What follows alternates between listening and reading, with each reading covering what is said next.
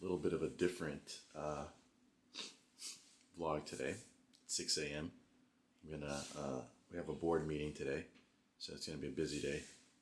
But I always start my vlog after the 6 a.m. workout. This time, I'm gonna bring you along. Let's go see what we can get into. Okay, so we're getting into shoulders today. Boulder shoulder day, as they call it. Got my sister here, who's gonna join us for a lift, and has been joining me for a lift. And I'm excited. Shoulders probably one of my favorite days. So this won't be a 100% fitness vlog, but we're gonna sneak in the workout, and then I'll show you what we do in preparation for the board meeting. And then I can't wait to get this board meeting out of the picture, at least for the quarter. It'll be a relief. So see you guys in a bit. All right, so today we're getting into shoulders, boulder shoulders, like we say. Got my sister with me, and just gonna do some light warm-ups, getting some heavy presses, some raises, and we'll go from there.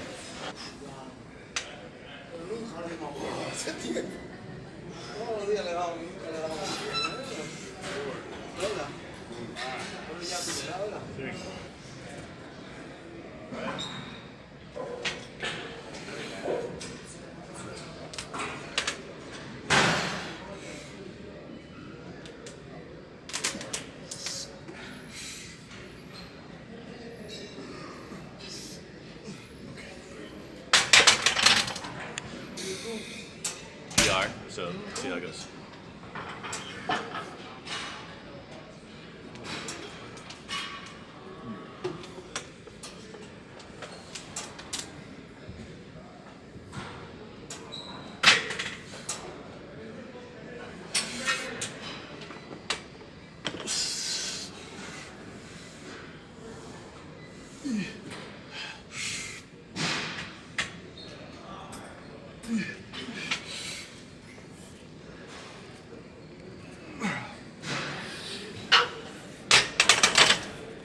Two.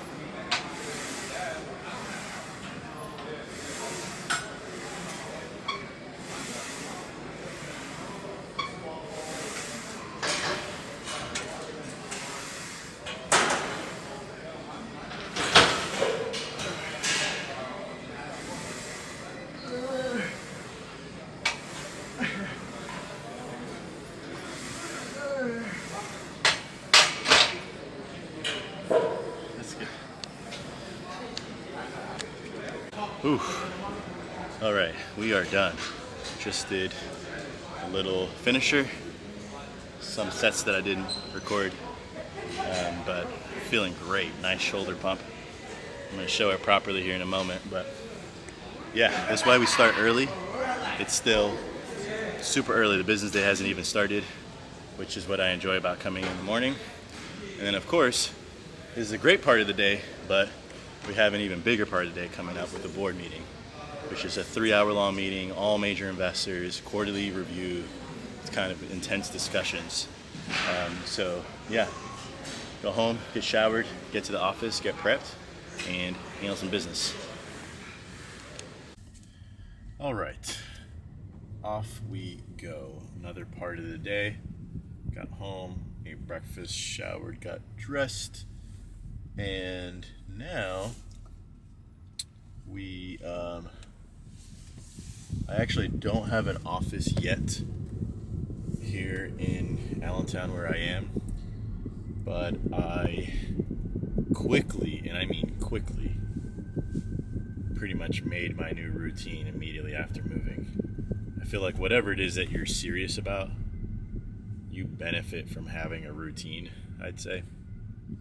So for example, I've been going to the gym a little bit more seriously. Thankfully, it's just a regular commercial gym that has locations everywhere. I go to LA Fitness, but it could be Gold, it could be any one of them. Planet Fitness. Point is, I immediately got that sorted. I immediately went to the grocery store and did a big grocery shopping so I could keep my diet on point, healthy. And then as part of that, I also immediately got looked around for like a shared office space situation. I don't need to do. We're not gonna do the thing that we did in Austin. We're attempted to do in Austin, where we got a big building, and we still have visions for that. It is still my dream to have an in-person office culture, but we hired everybody remotely to start, right from the start. So all of our most talented people are all over the place, and it's just hard to request people to pick up and move their lives when they don't have to anymore. There's plenty of options otherwise. So we are going to stay remote for now until we find what that hub is going to be. And so anyway, I just went and found a shared office space situation. Nice little one-person office space. Has natural light. That's really my only prerequisite. 24/7 access, a printer. It's got a coffee machine. That's all I need. So sign the lease. And by the way, no offense to small town people, but like business moves just so slow in small towns. You call, they don't pick up the phone. You got to leave a voicemail. They maybe call back that same day. Maybe they call back in the middle of the next day. If you're like, hey, I need to move fast, it gets suspicious. So the way to resolve, and some of but I used to do my real estate dealings here. So I've bought buildings here, and I've dealt with this city and other cities like it, and these types of cities end up being like it's like an in-person city, right? Like you just go, you physically talk to people. And obviously in bigger cities it's more virtual, it's more digital, it's also in person, but like people respond just as much to virtual communications. Here so you got to go. But anyway, I knew that was going to be the case, so I hunted them down, sent my stuff, and signed the lease, and I'm just hoping to get the keys. So anyway, I'm just rambling at this point, but the real thing that I'm focused on is I would like to get into that office space today so that I can take my board meeting, which I want to unpack that a little bit also. But I want to take my board meeting from the office space. I do not want to do it at home. There's family there, there's people running around. Also, I just feel less professional working from the house. I can put a virtual background on and no one will know the difference, but I feel less like locked in the house for some reason. I like to separate my work and my house. So when I'm at the house, I still work from home even when I have an office, but it's like light work. But when I'm doing serious work, I'm in the office. Kind of like the gym. Like, I have a home, like I don't have a home gym, but if I had a home gym, I would use it still, lightly, and or a weekend workout or a quick one or a circuit thing or some high intensity interval training. But like if you want to go do weights, like big weights, you would go to the gym, and you probably I would feel more motivated. The lighting, the high ceilings, other people working out, like that kind of thing. So similar for me with work. Now let's get to the board meeting. So let's unpack all things board meeting. So with the board meeting, the board meeting is something that we do every quarter. Okay, so after the quarter closes, we give ourselves 6 weeks to finish closing the quarter, which means making sure all the numbers are right and this and that, and putting the materials together. You send them out, and then you host the board meeting for the quarter prior. So you're always 1 quarter behind in review, and it's pretty similar. In fact, it's almost exactly identical to what's it called, to like when you're a public company. When you're a public company, by the way, I used to own this building here that we're about to pass. That one right there. Big building. That's pretty cool. There was, at one point in my life, that was like all I ever thought about and did. And it kicked my ass for 36 months. Damn near brought me to the point of bankruptcy, to be honest. Literally bled, literally sweat, literally cried in that building. And now I just pass it like nothing. So just goes to show you, chapters change. But anyhow, so today, so it's February, like I forget the exact date, it's February 6th or 7th. But we're reviewing Q4 of last year, so October, November, December of last year. So with these things, because startups change so fast, I've always felt like, personally, like looking back is somewhat not worth it, because like we're in early Feb, dude. I'm not thinking about October, November, and December. You know what I mean? But that's only because the company's still young. There's so much change. We're moving so quickly that time moves quickly for us. But the bigger you get,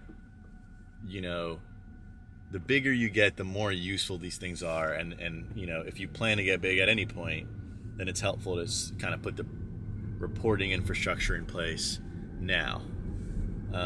So we'll meet, and even though it's only partially useful to look back, you also take that time to talk about the things coming up ahead.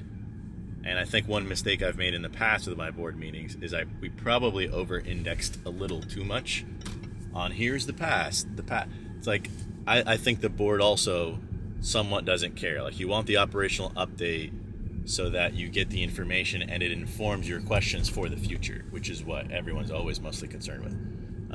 Except in the instances in which,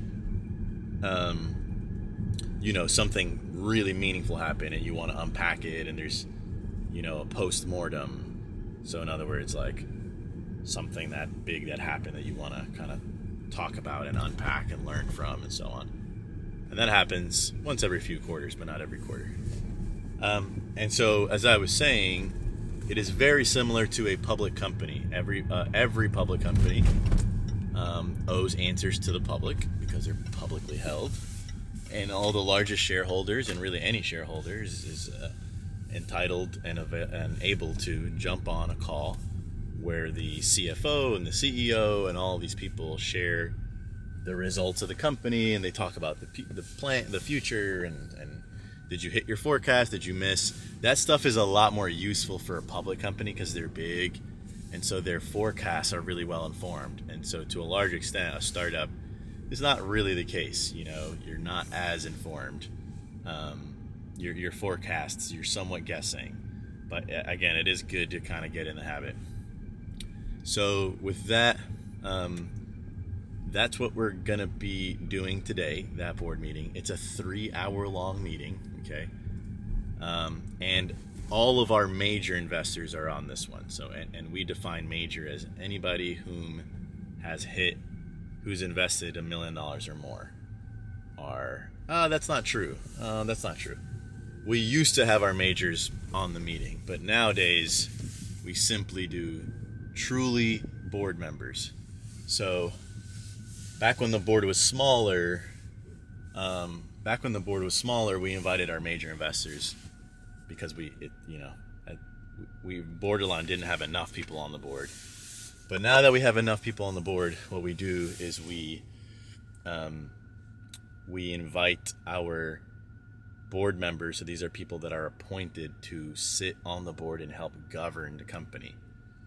And then we have board observers. These are people whom invested, and as part of their investment, they negotiated the rights to observe what happens in the board. They don't have a vote, but they contractually have the right to see and be involved in almost all of the board's affairs. So that's who we have joining us today. And many of those are major investors, because typically, conditionally, you would only invest X amount of money if you had information rights to be able to see what's going on with your investment. So that's who we have today. Again, it's a long discussion. I'm going to unpack a little bit more what we talk about in there, and kind of truly the function of the board in the company, because I think that's a little bit mystified. But right now, while I wait... Oh, shit. That's right. So while I wait for the landlord to hit me back and tell me that they can put me in the space, I'm just going to get a quick haircut.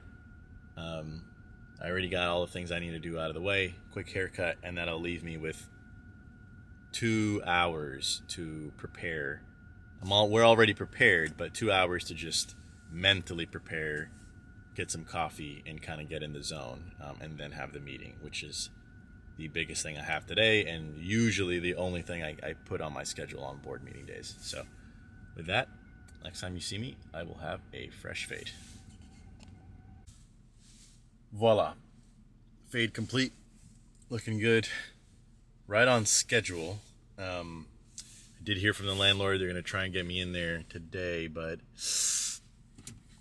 they haven't. They keep saying they're gonna, but coulda, woulda, shoulda, So the house is really close to the office, so I'm just gonna head home and just get ready to take the meeting in case landlord doesn't pull through, because the last thing I want to do is scramble and be late to my board meeting, and this wouldn't be the end of the world, but should be avoided when possible, where possible. So while I'm in the car, let's talk about the purpose of the board meeting and topics that you cover and so on. So first, let's talk about the board. So the CEO runs the company, but the CEO has a boss, and that boss is the board. The CEO can really only be fired by the board.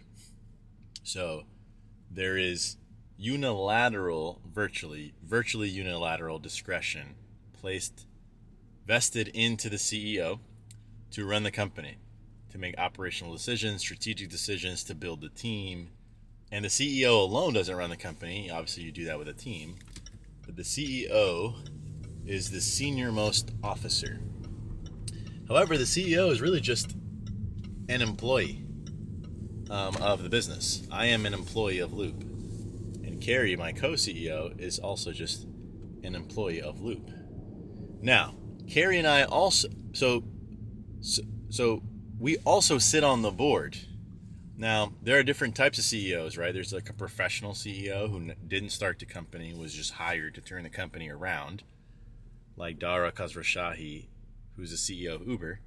Obviously, Travis Kay, the founder and CEO of Uber, at one-time CEO of Uber, he founded the business and also was a CEO and also sat on the board, right? And then once the company grows, usually every round of financing, so you do your seed round, and the firm that leads that round, i.e. the person that writes the biggest check into that round, they get a board seat. So now it's still a founder-controlled board, but you have an outside voice, right? Then when you do your Series A, it's not always this linear. So, for those that really know startups and they're hearing me, they're like, oh, it's not always like that. It's generally like this. It's a good rule of thumb. So you add a second board member in the Series A, and a third board member in the Series B. And so eventually the board gets very big, and eventually you do lose founder control. You guys, some of you will remember the OpenAI thing when Sam Altman got fired. That's a good example. He lost control of the board. And there's some nuances there. There was a not-for-profit to start, blah, blah, blah. I don't care. Point is, when you first start, the CEO is not only the senior most officer, but you're oftentimes the founder, and then you're oftentimes also, almost always, also on the board. And what is the board? Well, the board is separate from the actual operations, right? So the operations is like your VP of finance, your COO, your frontline people, your engineers. Like, these are the people that are actually day-to-day running the business. And then you have the executives that oversee the operations, but they're still in the operations. And then completely separate from them, you have the board. And the boards is really a governing body. Okay, so the board, anyone who's voted into the board or placed on the board as a director, a board of directors, that person has a fiduciary responsibility to do what's in the best interest of the company, which essentially means that person, it's almost like how a Supreme Court judge, when they're kind of put on the court, they kind of have to set party aside, political affiliation aside, and even whatever their personal ideologies are, and then they're vested to interpret the law in the way that they feel is honest, and then they vote on critical decisions, and they are entrusted a duty, like a sense of duty by the general public, to kind of do the right thing for the benefit of the public. Well, a fiduciary has that same type of entrusting, but you're entrusted to do what's in the best interest of the company, not what's in the best interest of any officer, not what's in the best interest of your firm, but what's in the best interest of the company. Sometimes those things are at odds. Most times I would say that they're aligned, but not always. And so, so that's kind of context and color on the role of the board. You've heard about the term board all the time, but that's kind of the real deal on how it works. And then, I guess, to be honest, they've been a little bit tricky for me to kind of get to run those meetings effectively, because the board they're not in the day-to-day, and so but I am, so it's very easy to make the mistake of, like, you start the board meeting and you're just rattling off mad specific shit, like, oh, we did this percentage conversion of bump, and you're just like in the weeds. And you got to understand that the board cares, but at the end of the day, it's just humans, and humans have limited attention span. And not to mention, venture capitalists are professional investors. They're not investing their own money.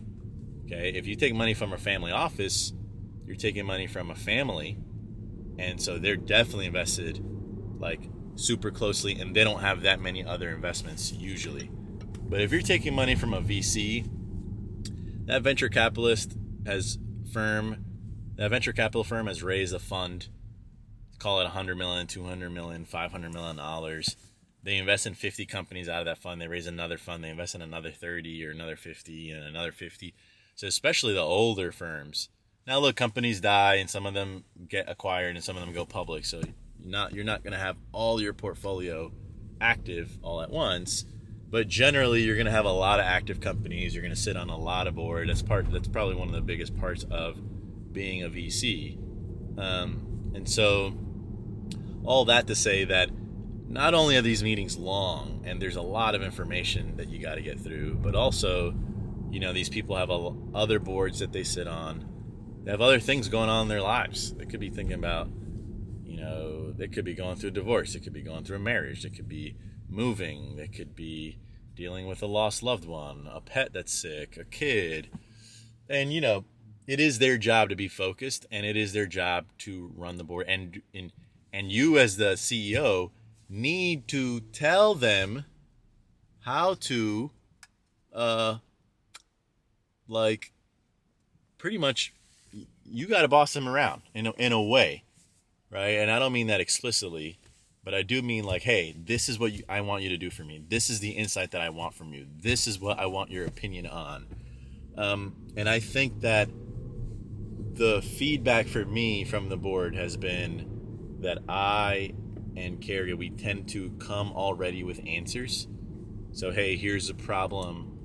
Boom, we already have the answer for it. Like, we thought about this, this, and that. And that makes the board feel disengaged. They would rather you bring them problems before they've been solved.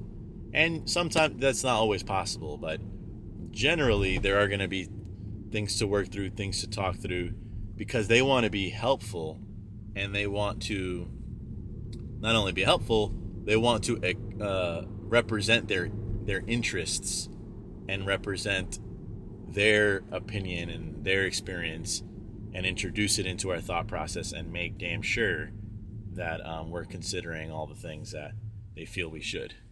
And then the best board members know, like our board member from Foundry Group, Seth, this super experienced. He will never. He's been doing this for 2.5 decades. He will never, ever try to force us to make a decision, impose impose his will. He says, "Look, I invest in you, and then you run the business, and like I can't make any decisions really. I just help you, give you my input, and then at the end of the day, you make the call. You can disregard what I say, you can take it, and that's a good board member." A lot of newer investors, like one decade or less, will think that they, especially when they get nervous, especially when things get tight, nobody's too stressed out when things are good. But when things get tight, inexperienced investors and board members, new funds and stuff, will want to get overly involved, in my opinion. And I may have somewhat blown a stop sign. Hope I don't get stopped. I was next to a cop when I did it, but he seems to be chill with it. So anyway, so that's the board meeting. We've now covered who will be in it, the role of the board, and let's just quickly cover, and then we'll kind of flash to the board meeting, but let's quickly cover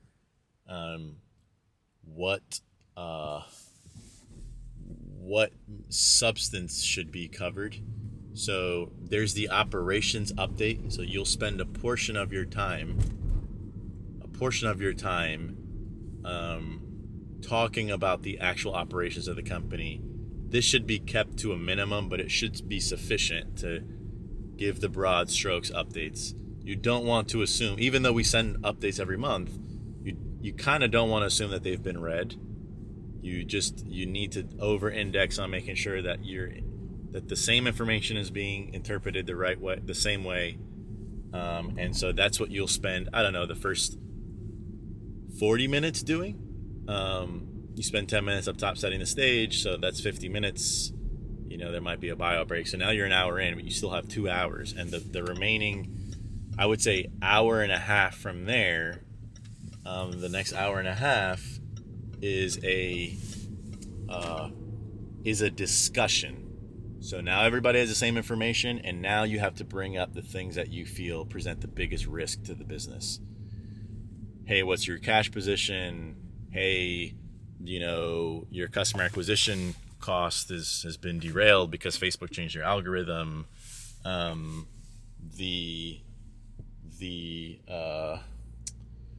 What else? This partner, XYZ partner, went under, and now you have a big dependency. You had a key executive resign. You had a ruling, the Biden, let's say I have a friend that is in student loans. He's got a student loans app, and then Biden forgave a ton of student loans, and it changed the course of his business. Some things you control, some things you don't. But whatever is a kind of a key risk, you bring up to the board, you discuss it. So you do that for an hour and a half. And then the last bit is you just do what's called governance. So just like when you award employees stock, you have to do that. You have to approve that at the board level. So you do a board consent. You do a anytime you sign a contract over X value, you have to approve that by the board. Anytime you do specific types of actions, those need board consent. And so you just spend the last half hour, last 45 minutes saying, okay, do all agree to this motion? Yes, I agree. And then your lawyer's on, and your lawyer's just like taking notes. And then after that meeting is wrapped, you follow up, you get all the things that you need to signed, and then you send a summary of what was discussed, which is called the meeting minutes. And that's the board. And by the way, that took me for fucking ever to really internalize and learn, and passing it on to you for free. And I hope that it's helpful. And with that, I'm going to go ahead and lock in and get to the board meeting. And maybe you'll see me in the office if I'm able to get them, or maybe you'll see me in the basement. But either way, I'm going to get to it. Peace. Yeah. Hey, I got to go. Sorry, I got to go. The guy's getting me. All right. See you later. Bye. Hey. Yes, sir. How you doing? Good. How are you? What's your name again? Anton. Yeah. Yep. Thanks, man. I appreciate you being me. All right. There's me.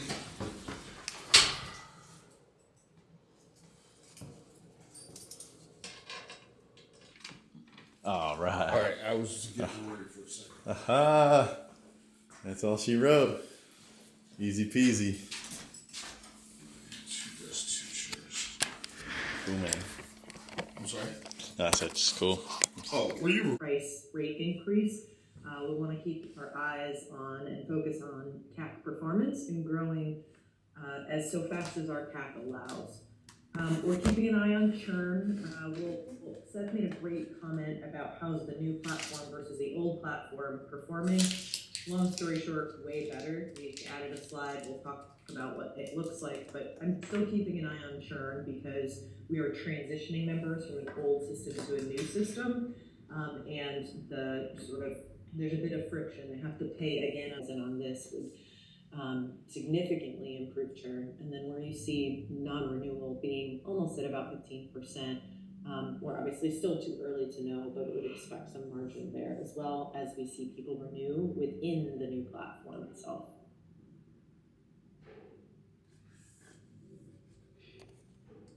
That's a great slide.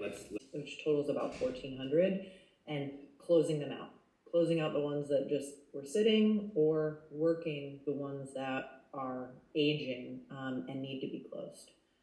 And so that, well, I'm sorry about that, because obviously as a startup, you're trying to look ahead versus later.